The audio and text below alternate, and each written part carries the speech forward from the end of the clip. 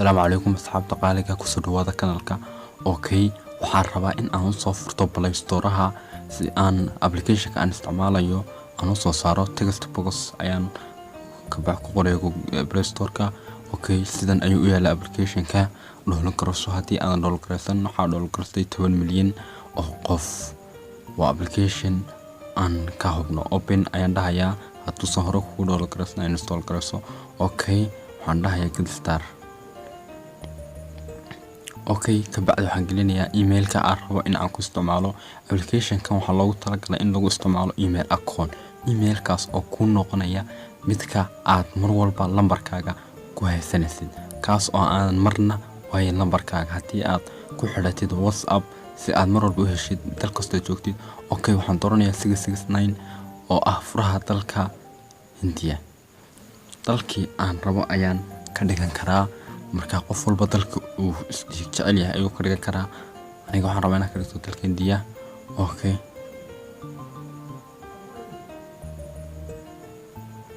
sidii weeye halkaas ayaan ku dhufanayaa kabacdi saas ayuu diyaar igu yahay markaan kood kasto isaga ayaa siinaya lambar USA ama Canada freeway okay lambarkayga oo halka ku qoran sare 66 copy ayaan dhahayaa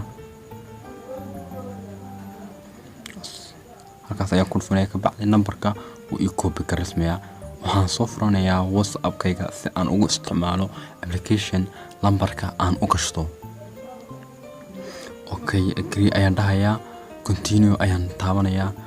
okay kabacdi halkaas ayaan ku paste garanayaa lambarkii halkaan waxaan ka dhigayaa 669 oo furaha dalka America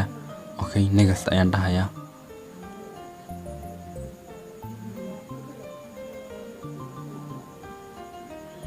ayaad sugaysaa continue then okay aadasa hal daqiiqo ayaad sugaysaa si uu kugu soo diro variation code-ka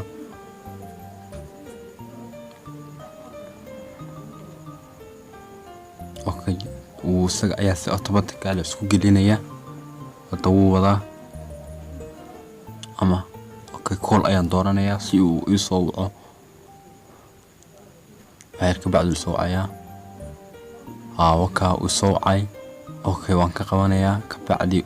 waan dhigaysanayaa lambarka uu markuu uu sheegi rabo okay then waxaan ku laabanayaa WhatsApp-kii waan gelinayaa 54645 continue okay saas ayuu diyaar ku yahay skip continue next WhatsApp-kayga waa saas ayuu diyaar ku yahay okay account-kayga waa ka WhatsApp-ka lambarkaygu waa +669 dalka Mareykanka furiisa weeye koodkiisa waa lambar serial ah oo aan isticmaalayo mar kasta oo aan ahayn in aan hal mar isticmaali karin aan ku tijaabiyo message in aan u diro qof kamid ah okay hi message-kiisu waa caadi ayaan u dirayaa waa application aad kaga faa'iideysan kartid inaad u adeegsan kartid habab badan oo aad isku isticmaali kartid WhatsApp kale ama hadii aad rabtid inaad iska badasho WhatsApp-ka dalkaaga ama hadii uusan lahayn mobile-kaagu wax kaara ah application-kan wuxuu ka saacidayaa ama program-kan in aad isticmaashid WhatsApp number-kala oo ah mid aad ku keysan kartid xogtaada waqti walba okay sawirka aan dhigo ayaan gelin karaa waxaan u isticmaali karaa sida WhatsApp-kayga oo kale